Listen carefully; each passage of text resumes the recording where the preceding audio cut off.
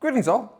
It turns out that battlefields are dangerous places, and somewhere in the last 10,000 years or so it's concluded that perhaps if you can't run around wearing your own armor, it might perhaps be a tad dangerous to be trying to traverse the modern battlefield wearing little more than a flak jacket and helmet.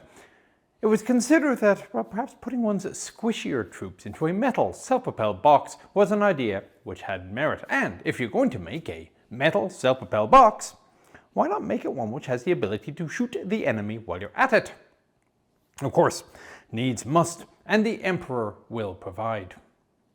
The solution appears to have been found in fire support vehicles, Basilisk and Medusa, which mounted the Emperor's Wrath on a self-propelled armoured platform and were used both by the Imperial Army and the Space Marine Legions. Over time, of course, the later Space Marines would move to a different platform, but the Army, and later the Guard, found the Basilisk platform to be very suited to its requirements. Now, I'll come back to Basilisk later, but obviously what I am standing in front of is the product of modifying the Basilisk platform to incorporate an enclosed superstructure. This is, of course, for the heretics watching who do not recognize it, and to help you out for the short time it will take before you are cleansed, the Chimera, which itself spawned a number of variants. Now, of course, there is no museum in which we may find such assets merely lying around when there are foes of the Emperor to be destroyed. Now, there are rumors actually that the Adeptus Mechanicus does actually have a complete reference collection, but picked recorders are not permitted within the League of any of their facilities, and frankly, the tech priests frighten me, and I don't want to go anywhere near them anyway. So, instead, I have found a local regiment training for deployment. They do not have the full array of Chimera options, and they do have, though, enough to get us a fairly good overview. So we'll start with this basic model. Now, we don't have time to go inside, it's going to be purely an external overview. As you can see, this is quite simply a box with all-around tracks, just as the God Emperor intended. It is a primarily bolted construction to enable easy replacement of any damaged armor modules and allow the vehicle to be rebuilt quickly for reissue for the next campaign. The hull is 15 centimeters thick at the front and, as you can see, nicely sloped. The turret front is also 15 centimeters thick, and this is all solid enough to give the illusion of safety for the crew and increase their confidence. So, to the details. And as ever, starting at the front of the vehicle, we see that the front hull is dominated by two features.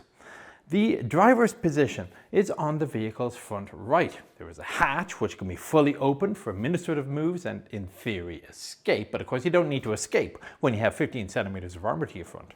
A smaller vision hood can be found within this hatch also.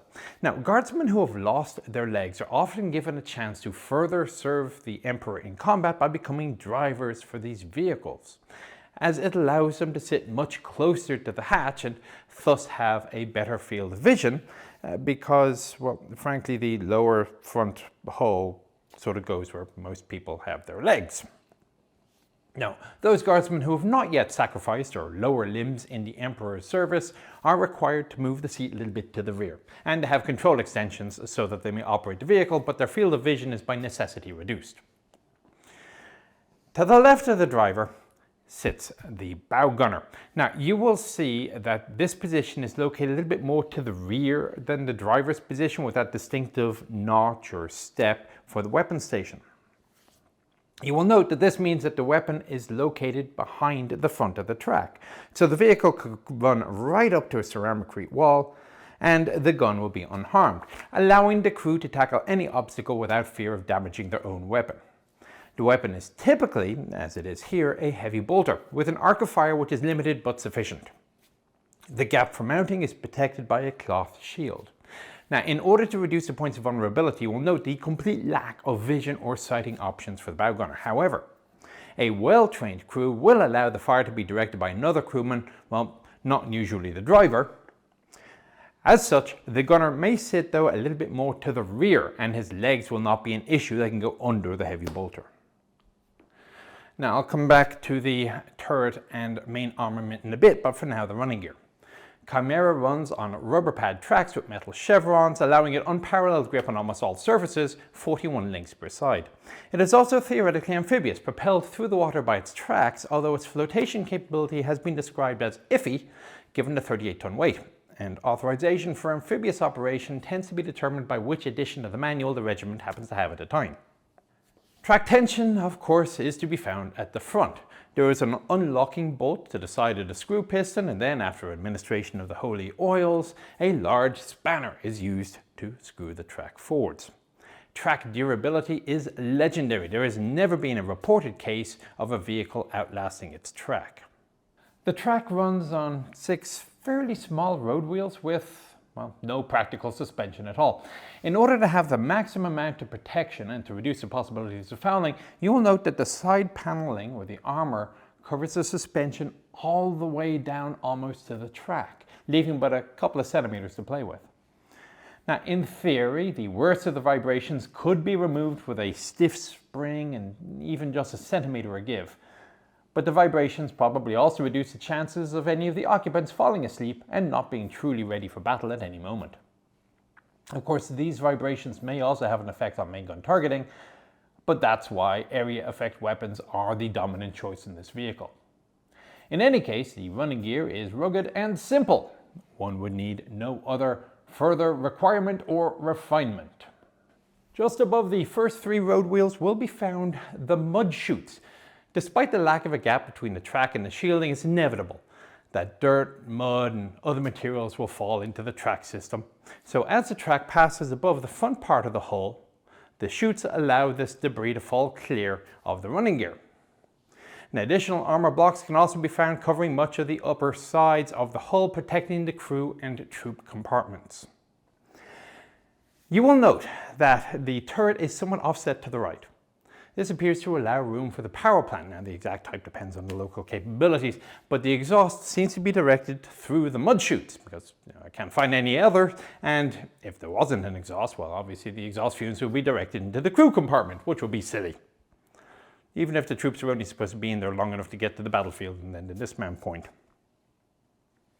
The location of the air intake is actually classified and hidden. Power is transmitted to the drive wheel at the rear of the vehicle. Now, the power plant itself is not standardized. It could be whatever, as long as it fits into space and gets the vehicle to the required approximately 70 kilometers an hour. Maintenance of the running gear is granted a little bit tricky. Merely replacing a road wheel requires breaking the track and then jacking up the vehicle's side before undoing the bolts and letting the road wheel drop. Replacing the return rollers on top requires near complete disassembly of the whole side. So what normally happens when a roller sees or break is that the crew just ignores it and the track merely slides along on top.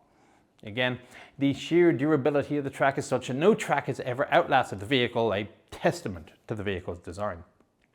Above the 4th road wheel is a side access hatch, and as you can see, it is hinged at the top, meaning that even if the trooper for some reason forgets to shut the hatch, he will indeed live long enough to be executed for his mission because the hatch will, by the nature of gravity, falling back down to the closed position. In any case, it is not the recommended egress point, but it can be done in an emergency if you are strong enough to lift the hatch up sufficiently. Above can be seen the port side array of ball-mounted lasguns, which were fitted in response to a long-lost commander's request to fit portholes along the side so that fellas can stick out their guns and shoot people. Though dismountable, it is a little bit inconvenient, so it's usually easier just to leave the lasguns mounted in place and issue the troops additional weapons for them to use when they dismount the vehicle. The troopers do have vision blocks, and you see that for the first 2 lasguns, the vision blocks are located a little bit to the rear to encourage a more forward field of fire. Moving to the rear of the vehicle, the primary troop access point is the hydraulically operated drop ramp. Now, as part of the ramp, for access without troubling the driver to open it, is a swing open door, which, as you can see, also has a little swing open cover, which allows the squad commander to see the impending carnage into which they are about to be deposited before the ramp drops. The right-hand side is identical to the left, which, as you can see, the pintle-mounted stun bolter which has been added to the turret. And finally, back at the front, we see the primary weapon system. the 4-barreled multi-laser capable of distributing death at literally dozens of rounds a minute. Primarily suited for less armoured but more numerous targets. Now, to the right side of the multi-laser is the housing for the cooling system, and to the left is the coaxial heavy stubber. Now, more often than not, I hear this is non-operational, the crew tending to prefer to use the stowage space for heavy bolter ammunition, figuring that, well, if anything else is worth the turret-mounted stubber, it's worth the turret-mounted multi-laser, and they are not being paid to bring charge packs home unused. They're not actually being paid anything at all, of course, except in the satisfaction of honour and the service of the Emperor, which also makes this vehicle far cheaper to operate. Up on the roof, right quick, we have at the rear the family hatch, which allows guardsmen a little bit of fresh air to act as air guard or otherwise stick their heads out as a group. To the rear of the hatch on this vehicle is the smoke grenade launcher. Now, it is recommended not to be sticking your head out of the family hatch when these are launched. And of course, the turret. The entire hatch with the storm bolter rotates, whilst the observation periscopes with the sight for the multi-laser do not.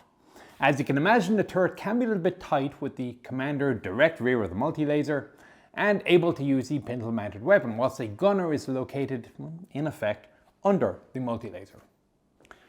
Now, although the previous vehicle had the classic fit, Chimeras are of course modular and customizable.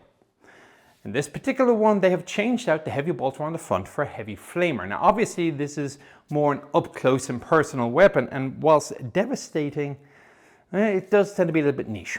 So a typical platoon isn't going to have many of these. Also visible on the turret is the hunter-killer missile for anti-tank work. Now, the typical Chimera is optimized for dealing with infantry and other soft targets. So should something with armor show up, it's normally dependent upon some other asset to deal with it. However, the HK missile is autonomous and does provide a surprise self-defense capability. It won't turn the Chimera into a vanquisher, but it'll do in a pinch.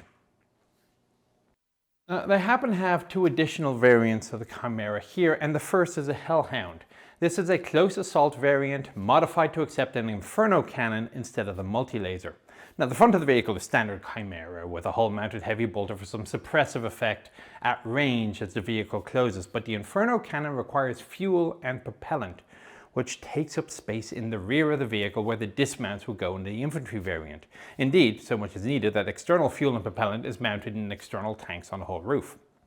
However, given that the fuel is rather sensitive to battlefield hazards, as well as the fact that the vehicle needs to get relatively close to use the Inferno cannon and thus increasing its angles of vulnerability, additional armor has been added to the flanks of the vehicle and, as you can see, has also been added to the turret sides. Now, some commissars may consider the additional armor to be evidence of cowardice. However, this particular regiment has a somewhat more pragmatic attitude, not least as evidenced by the somewhat sensible camouflage patterns.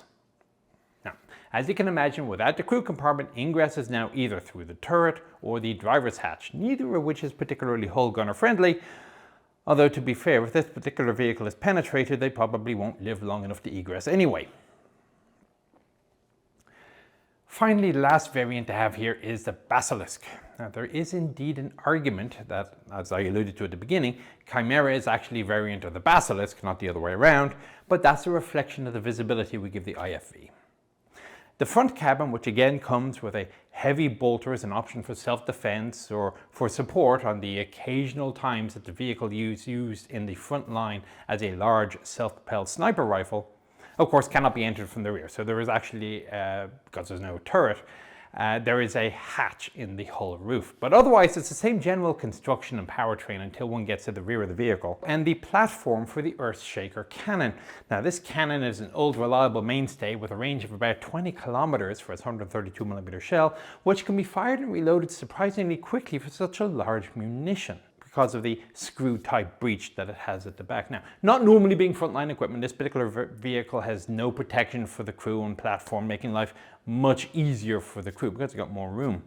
Those vehicles which do have armored protection around the gun cabin actually tend not to be protected on any practical basis. So in addition to being less cramped, the crewmen of this vehicle have the opportunity to see what is about to kill them and come to terms with their sacrifice for the Emperor. Much better all round. Anyway, it looks like the troops have finished their devotions and are coming back to the vehicle, so it's time for me to get out of here. Hope you found it all interesting and informative. Take care, I'll talk to you on the next one. It's been a while since I've done an April Fool's video, but quick background behind the scenes as it were. The models actually date back to when I was a more frequent 40k player in the 90s, in college, just out of college. I used to run armored companies, which seems somewhat unsurprising for somebody who ended up being a guardsman in tank units. The models are a little bit beat up over the years, but still seem functional enough for this job, which, as you can tell, I ran them through an AI generative thing to make them look a little bit more realistic. Maybe one day they'll actually see a battle again, but I hear the rules have changed so much I might as well be starting from scratch. Oh well. Right, have fun.